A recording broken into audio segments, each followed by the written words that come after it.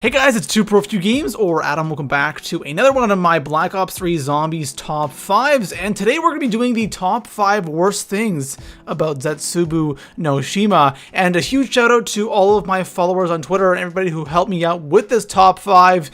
Thank you guys, helps me out a lot, and if any of you who are not following me on Twitter right now want to help me out with future top 5s, there is a link in the description. Go ahead and follow me on Twitter, but other than that, let's get into this top 5. So starting our list off at number 5, we don't have any new perks on this map, and this really isn't a major thing, but I'm a little disappointed that we didn't get a new perk on this map. And it's kind of strange if you think about it. It's DLC 2, and we haven't gotten a new perk since Shadows of Evil, and I'm kind of questioning Treyarch if they're going to even add a new perk into Black Ops 3 Zombies anymore. It's only going to be Widow's Wine, but no new perks. You know, I think this map could have had a really cool perk, but unfortunately we didn't get anything. And it's kind of strange because with like Black Ops 1 and Black Ops 2, it felt like every DLC we were getting a new perk or they brought something back. And with, you know, Horizon Draka and now Zetsubou no Shima, no new perks since Shadows of Evil. So coming in at number 4 on my list, I think the Easter egg is a little short. And honestly, I'm not much of an Easter egg guy. I don't really like doing the Easter egg that much. I have completed it. But I agree with everybody who's saying that the Easter egg is a little short. It, you know, compared to Horizon Draka, not only is it short, but it's not very challenging and it's not very hard. I feel like anybody can do this Easter egg, and I don't know if you guys remember my top 5 from Horizon Draka.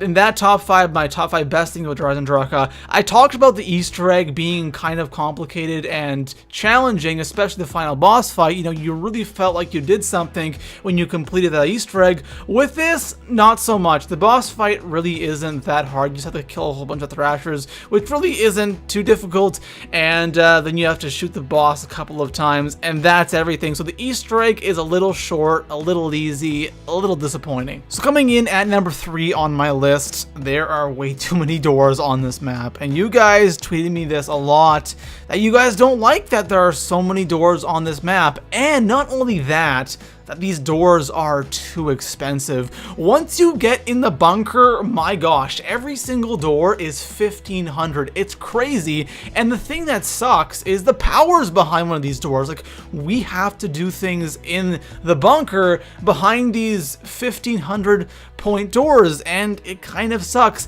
Not only are these doors expensive, but there's just a lot of them throughout the map, and we have to spend a lot of our points on doors, and in the earlier rounds that really sucks. It slows down the setting up process, and nobody likes expensive doors and a lot of doors on any zombie map. So coming in at number 2 on my list, we got the power, and oh boy. The power. You guys were outraged about the power, and I agree with you guys. I think the power is too much. Like, what you have to do just to turn the power on, it's not necessarily hard. It takes a good amount of time, and it's annoying. Like, you have to go to 2 separate parts of the map. That's going to cost you a lot of points. Going back to the whole thing with the doors, that's going to cost you a good amount of points, and you have to turn like one side of the map on, then another side of the map on, then you can open the bunker.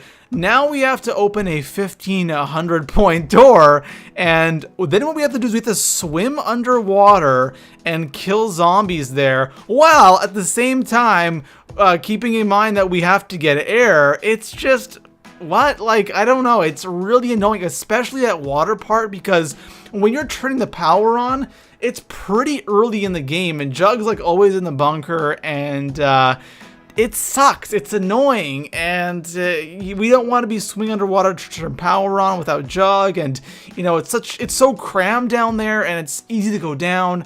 I just don't like this power process. I think if they left it at just those turning on the 2 sides of the map, and then when you open the bunker, you're good to go.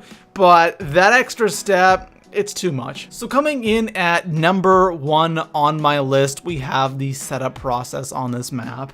And you guys absolutely lit up my Twitter feed with this. Like, you guys don't like this setup process on this map, and you guys are probably still tweeting me that. So I couldn't agree with you more, though. I think the setup process is pretty brutal on this map. It's definitely a long one, and it's also a tedious one. You have a lot to do to get set up. So let's go over what you have to do first, all right? So getting all of the buildables done, and that's including the skull and including the KT4, that's probably going to take you around, I don't know, 35, 40 minutes.